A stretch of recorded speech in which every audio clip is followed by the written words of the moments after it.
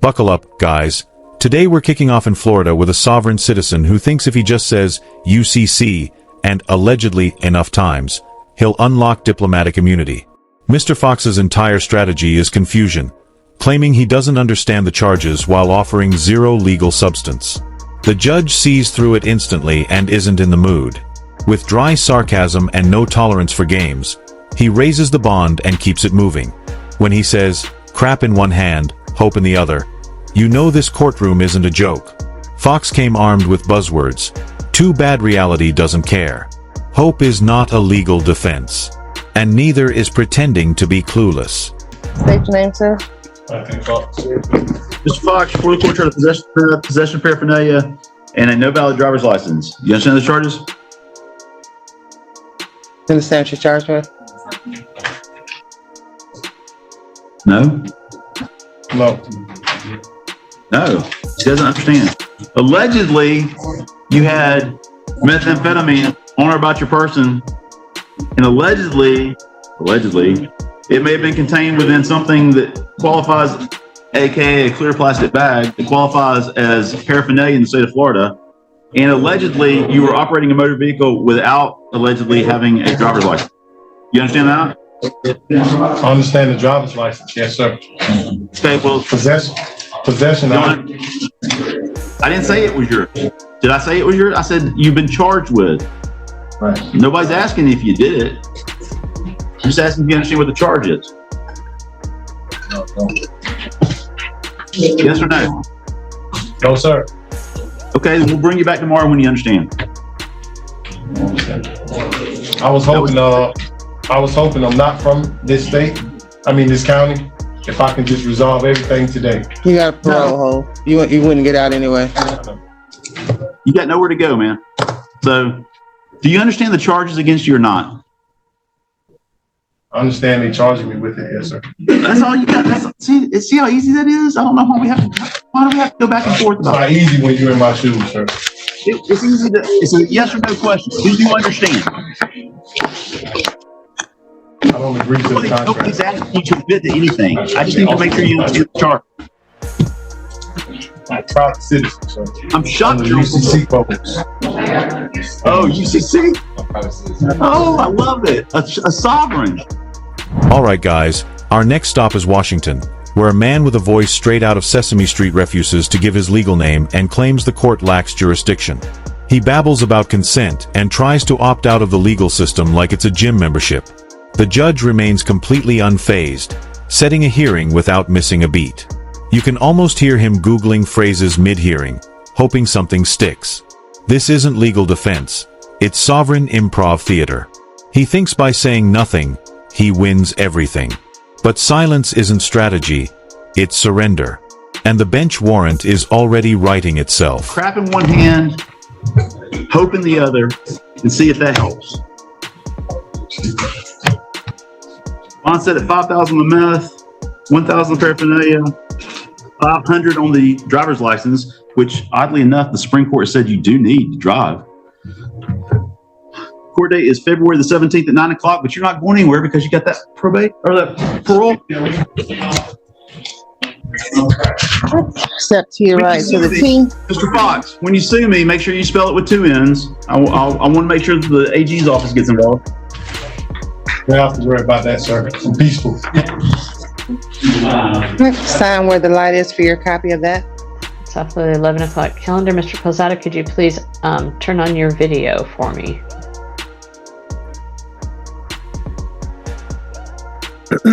Yeah, hold on 1 second.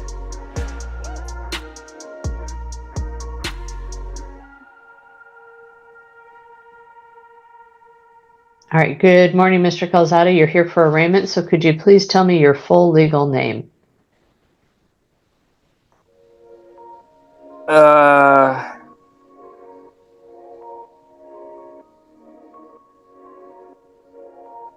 I don't know how that has anything to do with the case. My name. Well, Mr. Calzada, I need to confirm who you are.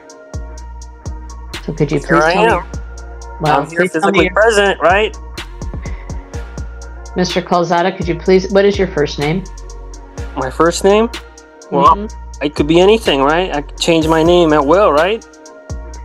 All right. I'm going to set this matter over for an in-person arraignment, and Mr. Lohr, you'll have law enforcement standing by. All right? Well, there you are. All right. So, Mr. Calzada, I will set this over. You will appear in person at the Bothell Municipal Court for arraignment. Now we check in with courtroom regular Eric Martin, who treats every hearing like an open mic night for sovereign nonsense. His court-appointed attorney can't take it anymore and asks to withdraw, citing zero cooperation. That's code for, Eric won't stop ranting about the right to travel. The judge, clearly fed up, threatens contempt and forces Eric to listen for once. He insists his attorney won't defend his fantasy arguments, but this courtroom deals in law, not fiction. Eric keeps acting like he's a misunderstood genius, but really, he's just drowning in delusion. Sovereign arrogance meets legal brick wall. And guess who loses? I didn't even consent to. I was gonna go there today, and you guys were all doing Snohomish County prisoners. Pretty busy, huh? The sheriff even said it's pretty busy. The court has to file a 1099-C. How you file a 1099-C for that bond? You don't need voter approval for that, don't you? Those bonds. How much are the bonds? Mr. Calzada, I'm going to set this to December 31st at 1:30 in the Bothell Municipal Court in person. You will need to be there for arraignment, okay? So I will see you in person at the Bothell Municipal Court at that time, all right? Looks like there's no free will then. So then what am I doing here then? Hold on, what am I doing here? well, right now you are not responding to my questions. So Well, you're not responding to any of my I don't have a problem of answering any of your questions, but I have a couple questions first. I have to understand too. I don't understand what's going on. I don't know everything. Judge Slavin isn't giving an inch. After finally agreeing to assign Eric a new attorney, he expects at least a shred of cooperation. But no, Eric immediately dives back into sovereign theatrics. That's when the judge shuts it down with surgical precision. You have the right to remain silent. You can exercise that now. The courtroom isn't a debate club. It's not here for conspiracy monologues. Eric tries to hijack the moment, but he's already out of legal rope. Watching this play out is like watching a toddler argue with a GPS. You know exactly where it ends, and it's not where he thinks. Yes, Judge. We'll have a conversation outside. He'll be okay. So everyone,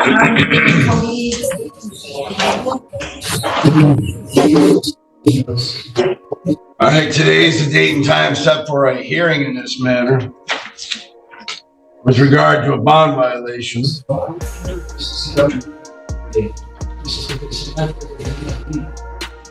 This is case 242448SM. People versus Eric Martin.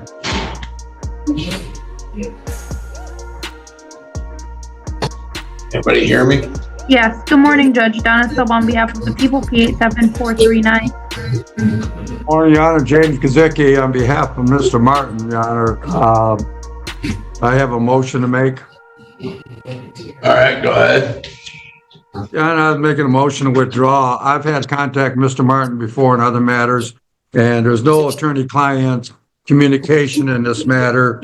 We're talking about different things, and there's just no way of moving forward that I can adequately represent him, Your Honor. So I'm asking to withdraw. All right, your motion to withdraw is granted. Mr. Martin, would you like a different court-appointed attorney? Yeah, I guess so, since he shows his willingness not to want to do his job and help me out, and he's misstating, making false statements. You're talking about there's a lack of communication. It certainly ain't on my part. I was pointing out to him relevant defenses. He just didn't want to do his job. That's clear what he made of me. So, Mr. Martin, I have found Mr. Gazicki to be a very competent individual, a very competent attorney in many, many cases. I've seen many trials, hearings, motions, practicing in front of this court. and I find him to be very competent. If you make one more negative comment about him, I'll hold you in contempt of court. I don't do that. We don't act like this isn't the Jerry Springer show. This isn't going to be a bunch of name calling. You're going to knock it off. Knock it off, Mr. Martin. I'm done with everything and you keep doing all your little negative comments, things that you want to say about people. And you think you're the smartest person in the room and that you have some sort of special juris doctorate. You don't have the first clue when it comes to things, and you talk about that. And so Mr. Gizicki is saying that he's trying to talk to you about actual legal defenses, and you're trying to bring up some kind of other stuff.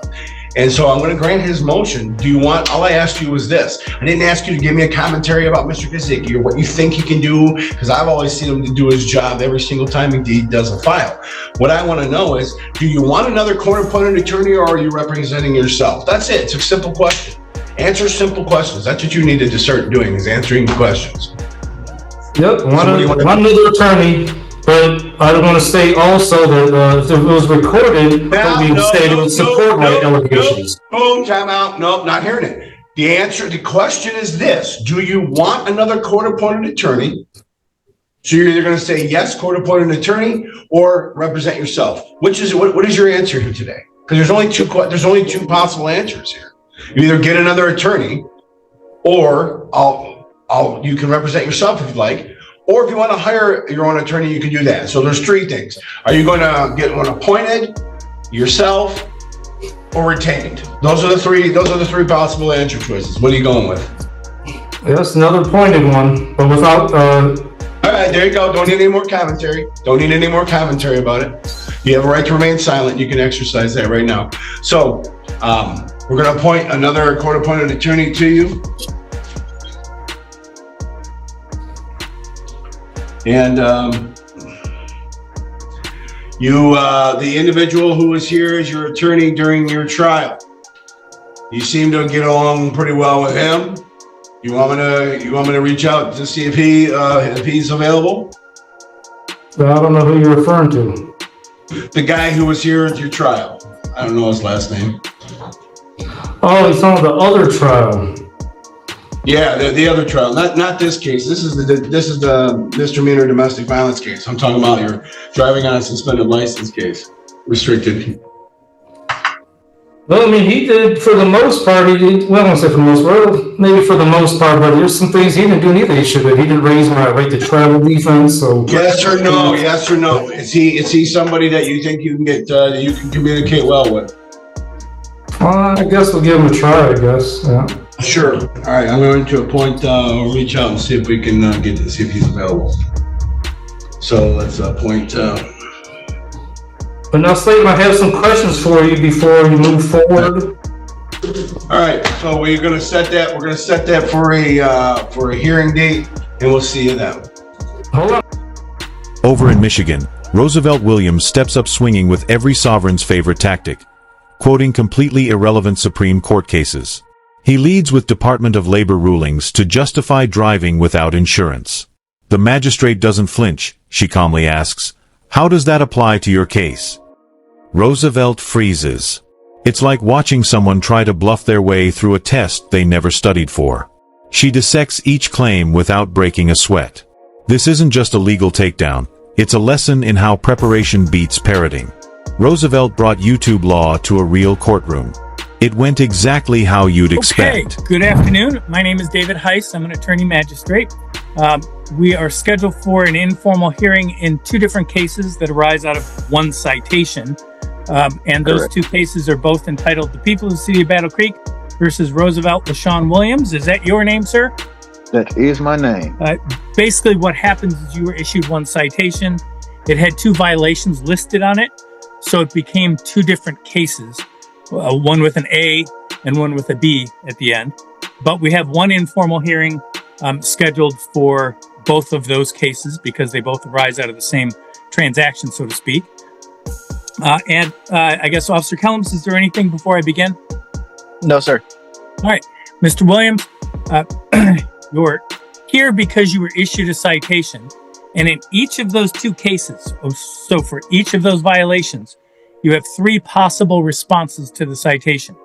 You can first admit responsibility. be assessed the fines and costs and be done with it. You could, as a second option, admit responsibility with an explanation, hoping that the explanation would cause the court to decrease the fines and costs a little bit. Or you can deny responsibility and have your hearing. It's my understanding that as to both cases, you wished to deny responsibility. Is that correct? That is correct. Okay. Well, here's how the hearing works. First of all, I guess I should read the citation. In the case ending with the letter A, it's alleged that back on November 19th of 2024, you were over at Fountain Street near Meacham Avenue in the city of Battle Creek, and you were issued a citation for not being able to provide a proof of insurance. This is a civil infraction. If you were found responsible, all other things being equal, the court would assess $125 fines, costs, and fees. It is a 0-point ticket. And in the second case that ends with the letter B, that same date, time, and place, you were issued a citation for having an expired registration plate. That is also a civil infraction. It is also a 0-point civil infraction. If you were found responsible, all other things being equal, the court would assess $110 fines, costs, and fees. So first question, is that the ticket or the two cases that you thought you were appearing about, Mr. Williams? It is. Okay, and same question to you, Officer Kellums? Yes, sir. Very good. In every civil case, the plaintiff has the burden of proof, and in a case like this, that burden of proof is called by a preponderance of evidence. Only question I have is, will the laws of the U.S. Supreme Court be applicable? And the federal statutes and definitions of motor vehicle and automobile be applicable in this proceeding? They are the state of Michigan laws that will be applicable. Okay. The other question is, are you already not bound by U.S. Supreme Court rulings? Every court is bound by relevant Supreme Court rulings. Okay. Here comes the sovereign crescendo. Roosevelt claims he wasn't driving, but traveling, and says he's operating under divine authority, not traffic law. The judge lets him unload every absurd argument, then calmly cuts them down, one by one. She reminds him this isn't about theology or wordplay, it's about Michigan law. Her tone never rises. Her reasoning never wavers. When she says, "You're not denied the right to travel, you're denied the privilege of ignoring the law," it lands like a legal knockout. This is what happens when facts meet fiction. The sovereign script just doesn't survive the crossfire of logic. Very good. All right, Officer Kellums, if you would begin, please. So on November 19th, 2024, I was on patrol for the Battle Creek Police Department. When I observed the vehicle that Mr. Roosevelt was driving, I observed that it had expired tags on the vehicle. I then conducted a traffic stop on Fountain Street near Meacham Ave. Found Mr. Williams to be driving the vehicle, where I issued him the citations. When speaking with Mr. Williams, he could not provide insurance, and his tags were expired. Okay. Do you happen to know when they expired? I do not off the top of my head, sir. Okay. What made you think they were expired? The wrong color and the wrong year on the plate itself, or some? Yes, sir. Yes, sir. All right. Did Mr. Williams say anything to you during the stop about having insurance or not having insurance, or anything about the tags on the plates, anything like that? He informed me that he did not have to have insurance due to that he was traveling, and to drive a vehicle, you don't have to have insurance. Something regarding the Supreme Court. That's about all he said. Okay. All right. Do you want me to consider anything else at this point, Officer Kellums? No, sir. Okay, Mr. Williams, could you hear Officer Kellums' testimony? Yes, I heard his testimony. Very good. Thank you for your patience. What do I need to know, sir? Okay, I did inform Officer Kelly that I am not operating a motor vehicle, but I am operating an automobile. I did inform Officer Kelly of the ruling of Rodriguez v. Ray Donovan, U.S. Department of Labor, 769 Federal 2nd, 1344, where the U.S. Supreme Court's decision has ruled that all codes, rules, and regulations are for government authorities only and not for human creators. in accordance with God laws. All codes, rules, and regulations are unconstitutional and lacking due process. All right, I'm going to interrupt you just for a second. Are you telling me that a case at 769 Fed Second 1344 indicates that all laws are unconstitutional? All codes, rules, and regulations. Yes, sir. Rodriguez v. Ray Donovan. And if I'm not mistaken. And you said that was Department of what? U.S. Department of Labor. Okay. U.S. Department of Labor doesn't publish decisions in the Fed Second. Can you tell me a little bit more about the case? What was that issue in the case? It was regarding what we're discussing here, the requirements of a driver's license and the need when it's required to have one, stating that when you're not operating commerce, to which I informed the officer that I am not operating commerce as stated in USC 18 USCA 31 paragraph A6 states that a motor vehicle, the term of motor vehicle meaning every description of carriage, conveyance, propelled or drawn or mechanical powered and used for commercial purposes. This is what Title 18 USCA Section 31A6 states or defines as a motor vehicle, to which I am not operating in commerce. We're closing with a crash landing. Roosevelt throws a final Hail Mary, citing Shuttlesworth versus Birmingham and some random Texas rulings. But under pressure, he can't explain any of them. When asked for proper context, he fumbles, then accuses the court of stealing his rights. It's a Sovereign Greatest Hits album, minus any substance. The judge holds the line, demanding facts, not fairy tales. This isn't courtroom chess, it's a game of checkers where Roosevelt forgot the rules. When your legal strategy ends in blah blah blah, you've already lost. Like the video, subscribe to the channel, and we'll see you in the next one. Of that particular chapter of the United States Code, it would not control what happens in terms of the Michigan legislature defining in Chapter 257 what a motor vehicle is, and an automobile under Michigan law is a motor vehicle. But okay, continue. It's a motor vehicle, which is described as anything, even by the Michigan compliance statute of 751, which you just stated, is determined as something that's transporting goods, which I'm not transporting goods. I understand your position, and I can tell you that that position doesn't happen to be legally correct. But go ahead. So you're basically stating that there's a misinterpretation of what's in black and white? No, I'm telling you that you have misinterpreted the application of 18 USC 31A6 and 769 F second or Fed second 1344. Okay, well, I see what I've heard your argument. So there will be no further arguments because I see that you're not going to agree to, because like I said, I've given it to you, the cases where they're like Shapiro v. Thompson, where the U.S. Supreme Court has said that a driver license is not a requirement, that you're trying to convert a right into a privilege, to which is covered by Article 1, Section 8. I'll ask you this. Is that right, the right to travel? That is a right to travel, convey, however you want it, by the U.S. Constitution. What you just told me was that somehow but regardless, am trying to convert a right into a privilege. Now, the question I have for you is, what right has been converted to a privilege? My right to freely travel encumbered and unfettered. I will ask you this. How is your right to travel removed by receiving the citation? By trying to require me to have a license to operate a automobile, which is my private vehicle. Okay. All right. Is there anything else you want me to consider?